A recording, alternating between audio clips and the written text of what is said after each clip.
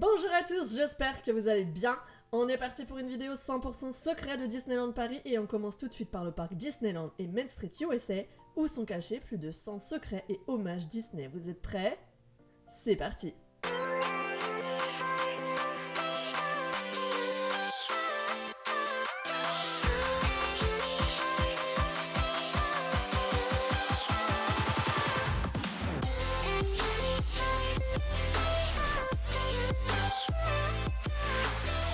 Hey, ça fait un petit moment déjà que je travaille sur cette série de vidéos sur les secrets de Disneyland Paris, vous allez le voir. C'est pour ça d'ailleurs que certains plans vidéo comprennent encore les décorations du 25e anniversaire de Disneyland Paris. Avant de commencer, j'en profite pour vous rappeler que vous retrouverez tous les détails évoqués ici sur mon blog Hello Disneyland qui vous offre pour rappel, conseils et astuces pour vos séjours Disney. Et vous savez quoi?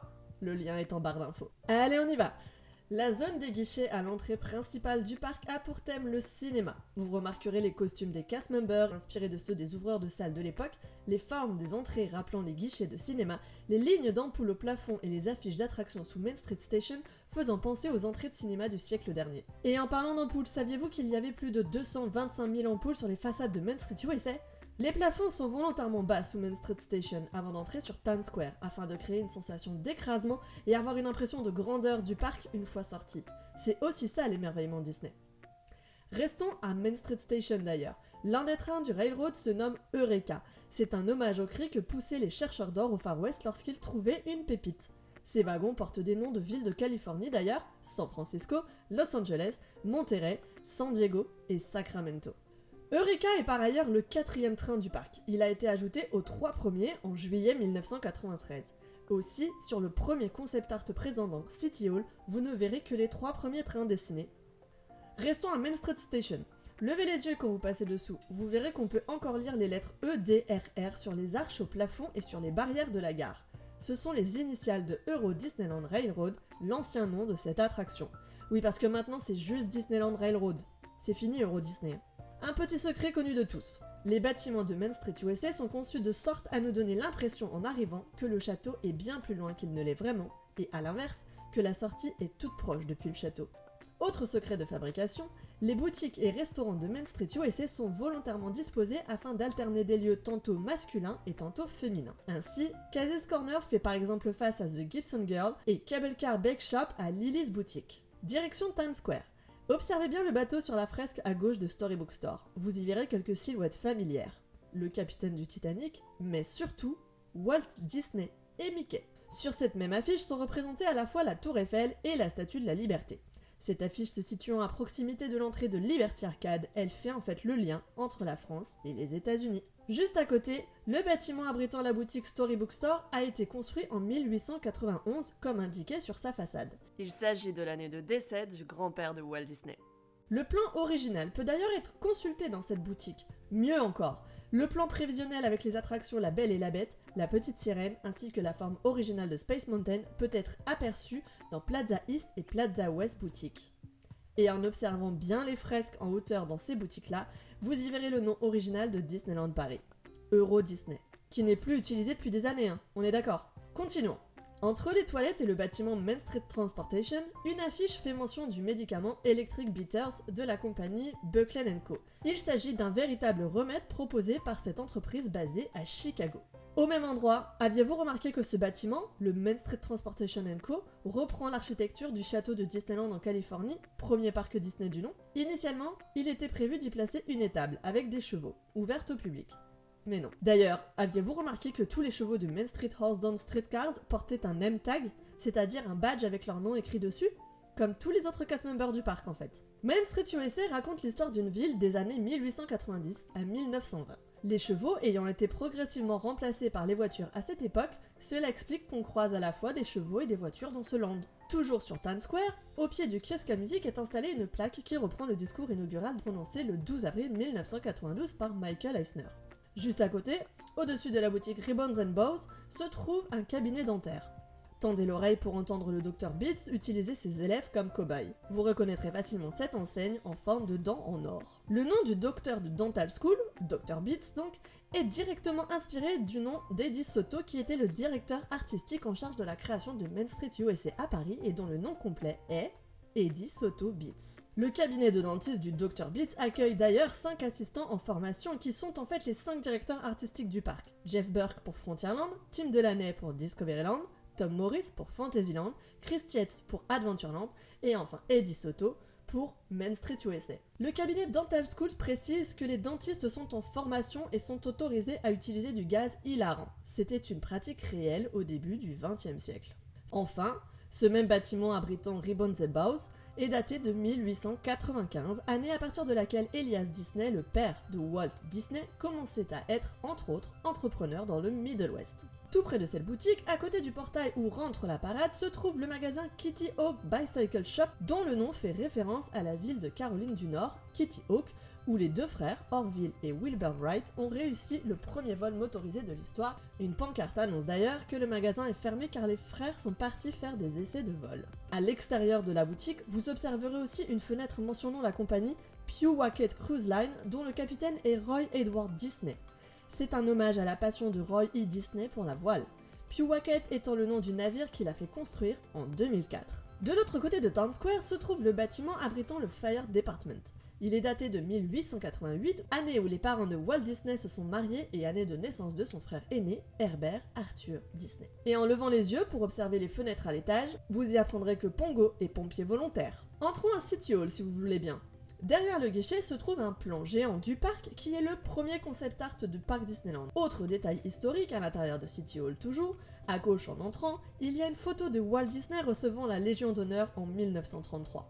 Juste en face se trouve une plaque offerte par les cast members de Tokyo Disneyland pour l'ouverture d'Euro Disney sur laquelle il est inscrit 12 avril 1992 de la part du cast de Tokyo Disneyland. Autre petit détail, saviez-vous que Disneyland Paris était jumelé avec la ville de Dinan en Belgique depuis 2013 ? Une plaque en fait mention à l'intérieur de City Hall justement. Une autre plaque incite les parents perdus à venir attendre leurs enfants ici. Oui, les parents perdus. Pour les enfants perdus, ça se passe du côté du coin bébé près de Central Plaza. Quittons City Hall et allons du côté de Flora's Unique Boutique où un combiné téléphonique se trouve à gauche en entrant dans la boutique sur le mur face aux caisses. En décrochant le combiné, vous y entendrez, et j'ai vérifié, une conversation en anglais entre les habitants de Main Street USA.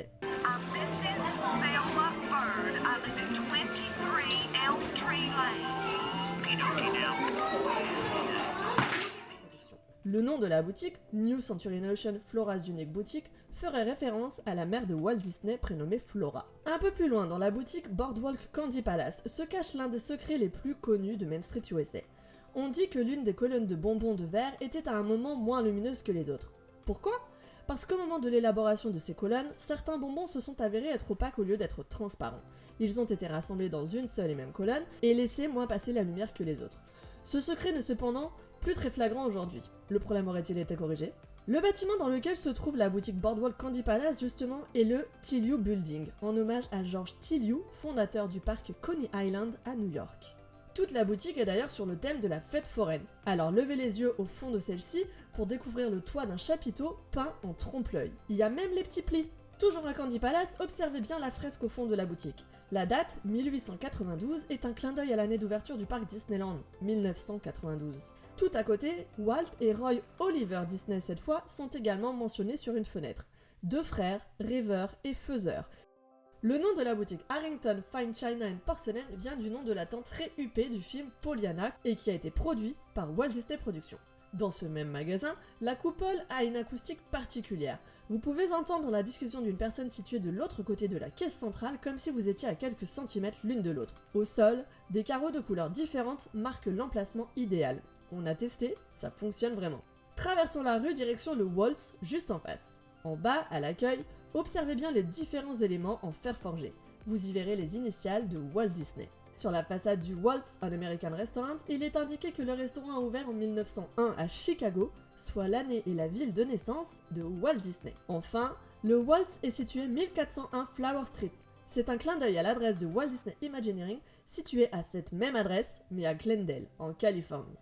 Avançons jusqu'à Liberty Arcade maintenant. En levant les yeux au-dessus de l'entrée de Liberty Court dans Flower Street, vous verrez 3 vitraux. Ce petit détail rappelle que la statue avait été offerte aux États-Unis par la France justement. Au centre de cette arcade se trouve une petite salle cachée derrière de grands rideaux rouges. Entrez-y pour y revivre l'inauguration de la Statue de la Liberté à New York. Une fois dans cette petite salle, tendez l'oreille pour entendre la Marseillaise.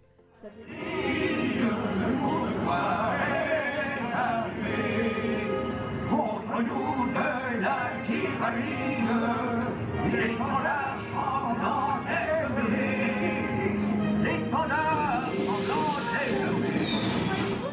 Saviez-vous que jouer l'hymne national à l'intérieur du parc était l'une des clauses de la convention passée entre Disney et l'État français? Dans Liberty Arcade toujours, vous remarquerez que l'on peut voir la tête de la Statue de la Liberté à l'angle de chacune des arches de l'arcade.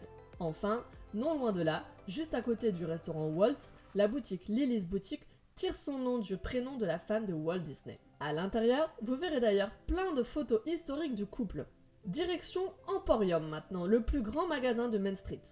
Depuis l'extérieur, observez bien le premier étage sur la façade. Une fenêtre annonce une société de paléontologues dont le nom est écrit de manière à représenter un dinosaure. Sur ce même bâtiment, au premier étage, une fenêtre donnant sur Main Street USA annonce un club de somnambulisme dont le nom est fondu dans un logo en forme de chouette.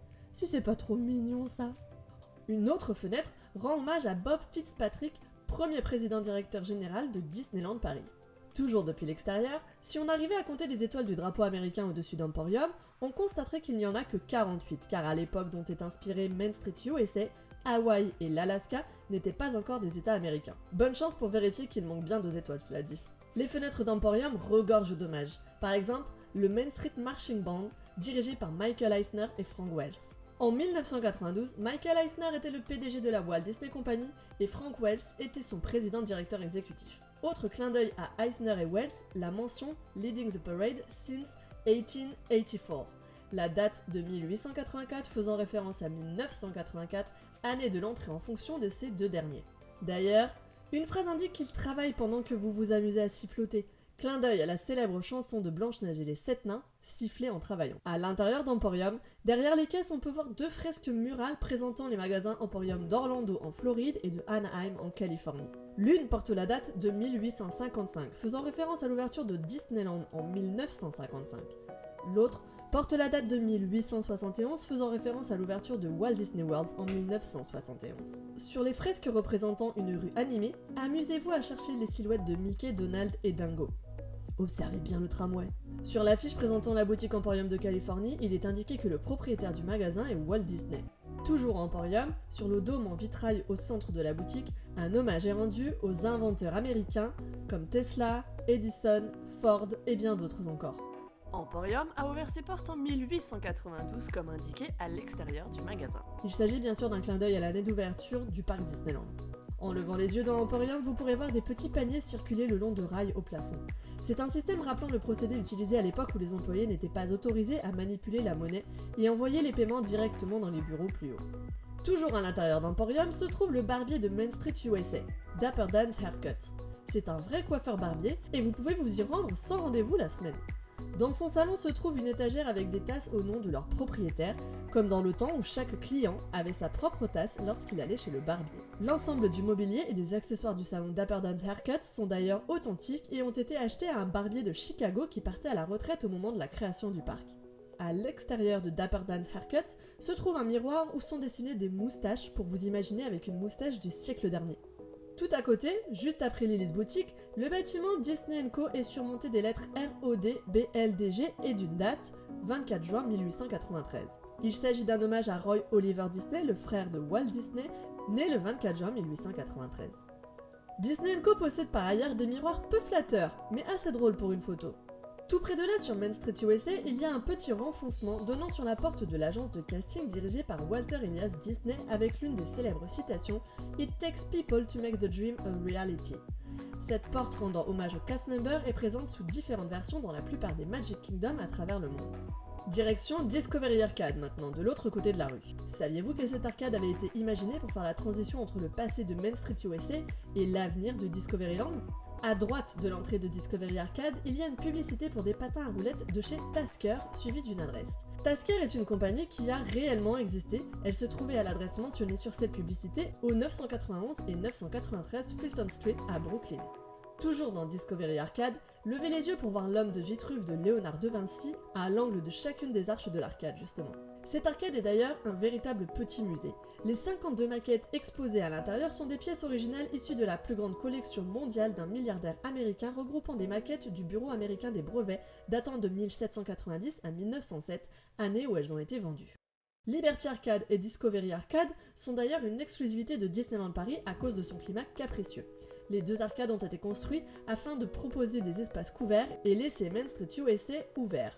Pas comme à Tokyo Disneyland par exemple. Non loin de là, au-dessus de la façade de Disney Closures, une publicité mentionne un certain Tom Linson. C'est un acteur anglais ayant joué dans plusieurs productions Disney, mais il est surtout connu pour avoir interprété Monsieur Banks dans Mary Poppins. Allons maintenant du côté de Main Street Motors. On dit qu'à l'étage, le chien de l'agence de détective aboie très souvent. Tendez l'oreille lorsque vous êtes sur la terrasse du Market House Deli, vous l'entendrez sûrement. Dans Market Street, justement, près de Coffee Grinder, on peut entendre un élève se donner beaucoup de mal au piano. Et c'est pas toujours très joyeux.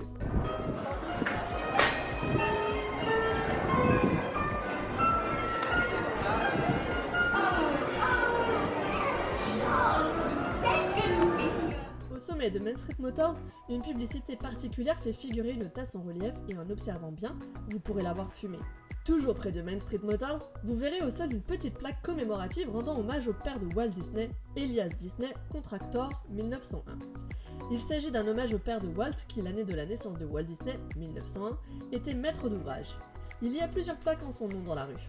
L'histoire de Main Street USA s'étale jusque dans les années 1920. Cela correspond à l'époque où les premières pompes à essence sont apparues. Il y en a d'ailleurs une devant la boutique de Main Street Motors qui fait des bulles de temps en temps. En parlant de Main Street Motors, avant d'être une boutique de prêt-à-porter, saviez-vous qu'elle était à l'ouverture de Disneyland Paris et pendant plusieurs années après, un véritable petit musée de l'automobile qui exposait 3 superbes voitures et une moto du début des années 1900. Il ne reste aujourd'hui qu'une voiture de 1911 exposée en vitrine et les pièces de collection conservées à titre décoratif sur les murs et les hauteurs de la boutique. En entrant dans Main Street Motors d'ailleurs, observez bien l'horloge. Et oui, le cadran est à l'envers. Entre Main Street Motors justement et Market House Deli juste en face se trouve une pension de famille du nom de Beulah. Le nom de la pension, Beulah, est tiré du nom de la ville dans le film L'été magique des productions Disney sorti en 1963. Parmi les locataires mentionnés à l'entrée, il y a un certain Junk Meyer et un Dr Sherwood. Ils étaient respectivement le premier éditeur de la revue Disneyland Newspaper en 1955 et le docteur qui fut le premier à commander un dessin au jeune Walt Disney. Tout près de là, dans le couloir de Market House Deli, comme à Flora's Unique Boutique, il est possible d'écouter de drôles de conversations en décrochant le téléphone antique. Il y a également un autre téléphone chez Dapper Dan Haircut. Direction Cases Corner maintenant, juste en face. Au centre de l'enseigne de Cases Corner, justement, se trouve un joueur de baseball qui s'avère être un anémomètre. C'est un outil servant à mesurer la force du vent. Pas mal pour le baseball, n'est-ce pas? Observez bien aussi le menu du restaurant Cases Corner, au-dessus du comptoir, en face de l'entrée principale. À l'intérieur du restaurant, vous verrez une citation de Jack Barzon, disant « Quiconque veut connaître l'esprit et le cœur de l'Amérique ferait mieux d'apprendre le baseball. » En anglais, bien sûr. Le nom et l'inspiration du restaurant Cases Corner viennent d'un poème de l'américain Ernest Thayer, Casey and the Bat, écrit en 1888, date que vous retrouverez d'ailleurs sur le logo du restaurant. Au premier étage, une fenêtre rend hommage à Jack Norworth et Albert Von Tilzer, qui sont les paroliers et musiciens de la chanson Take Me to the Ball Game, traditionnellement chantée durant les matchs de baseball.